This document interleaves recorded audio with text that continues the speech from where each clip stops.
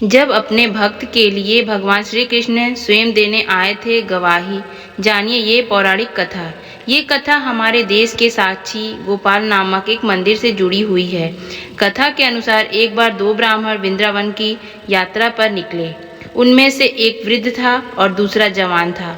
मार्ग लंबा और कठिन था, जिस वजह से उन दोनों यात्रियों को यात्रा के दौरान कई कष्टों का सामना करना पड़ा। उस समय आज की तरह रेलगाड़ियों और बसों की सुविधा उपलब्ध नहीं थी।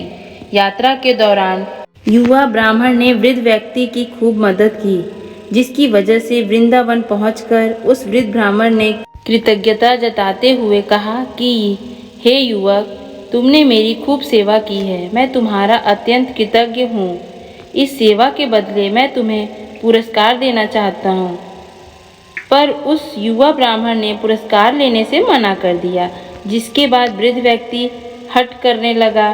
फिर उस वृद्ध व्यक्ति ने अपनी जवान पुत्री का विवाह उस ब्राह्मण युवक से करने का वचन दिया। ब्राह्मण युवक ने वृद्ध व्यक्ति को समझाया कि ऐसा नहीं हो सकता, क्योंकि आप बहुत अमीर हैं और मैं तो बहुत गरीब ब्राह्मण हूँ। फिर भी वृद्ध व्यक्ति अपनी हठ पर अड़ा रहा और फिर कुछ दिन तक वृंदावन में रहने के बाद दोनों घर लौट आए। वृद्ध व्यक्ति ने सारी बातें घर पर आकर बताई कि उसने अपनी बेटी का विवाह एक ब्राह्मण से तय कर दिया है, पर पत्नी को ये सब मंजूर नहीं था। उस वृद्ध पुरुष की पत्नी ने कहा कि अगर आप मेरी पुत्री का विवाह उस युवक से करेंगे तो मैं आत्महत्या कर लूँगी। कुछ समय व्यतीत होने के बाद ब्राह्मण युवक को चिंता होने लगी कि वृद्ध अपने वचन को पूरा करेगा या नहीं।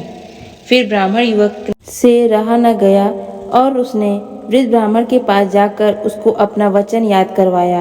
वो वृद्ध पुरुष मौन रहा और उसे डर था कि वो अपनी बेटी का विवाह इससे करवाता है तो उसकी पत्नी अपनी जान दे देगी।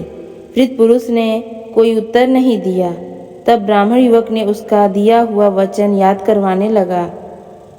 तभी वृद्ध ब्राह्मण के बेटे ने उस ब्राह्मण युवक को ये कहकर घर से निकाल दिया कि तुम झूठ बोल रहे हो, तुम मेरे पिता को लूटने के लिए आए हो। फिर ब्राह्मण युवक ने कहा कि ये सारे वचन तुम्हारे पिताजी ने शिवगृह के सामने दिए थे। फिर अचानक वृंदावन की मूर्ति से आवाज़ सुनाई दी कि मैं तुम्हारे साथ कैसे चल सकता हूँ, मैं तो मात्र एक मूर्ति हूँ। तब उस युवक ने कहा कि जब मूर्ति बात कर सकती है तो साथ भी चल सकती है। तब भगवान श्री कृष्ण ने युवक के समक्ष एक शर्त रख दी कि तुम मुझे किसी भी दिशा में ले जाना, मगर तुम पीछे पलट कर नहीं देखोगे। तुम सिर्फ मेरे नुपुरों की ध्वनि से ये जान सकोगे कि मैं तुम्हारे पीछे आ रहा हूँ। युवक ने उनकी बात मान ली और वो वृंदावन चल पड़े।